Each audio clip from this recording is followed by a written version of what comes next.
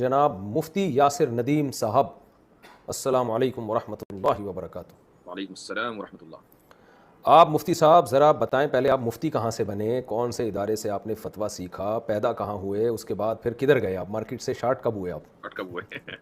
جی ہاں، میری پیدائش دیوبند کی ہے اور ہمارا خاندان دیوبندی سے آتا ہے، اور صحیح دارالعلوم دیوبند سے ہی میری تعلیم ہے الحمدللہ، جی، اور افتاء بھی میں نے وہیں سے کیا ہے، اور افتاء وہیں سے کیا ہے؟ افتاء بھی میں نے دارالعلوم اچھا، دیوبند میں سمجھا کہہ رہے ہیں آپ کہ رشتہ میں نے وہیں سے کیا سے ٹھیک ہے، آپ کو اپنی لینگویج ظاہر زیادہ یاد ہے صحیح۔ تو فتویٰ وہاں سے سیکھا آپ نے، اس کے بعد؟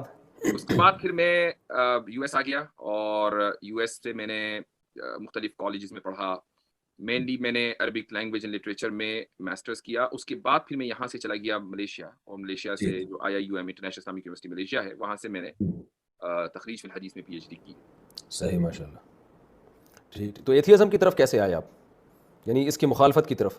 یہ میرے اسٹوڈنٹس لے کر آئے مجھ کو۔ ہوا یہ تھا کہ آج سے کوئی تقریباً 7-8 سال پہلے کی بات ہے کہ میں مدرسے میں شرح عقائد پڑھا رہا۔ جی، ہمارے یہاں جو ایک روایتی انداز ہے اس کتاب کو پڑھانے کا، تو ظاہر ہے کہ اسی انداز سے میں نے بھی اس کو پڑھانا شروع کیا۔ لیکن اتفاق یہ تھا کہ میرے جو اسٹوڈنٹس تھے وہ سارے وہ تھے کہ جنہوں نے یا تو امریکہ میں کالج پڑھا ہوا تھا یا کم سے کم ہائی اسکول انٹر کیا ہوا تھا۔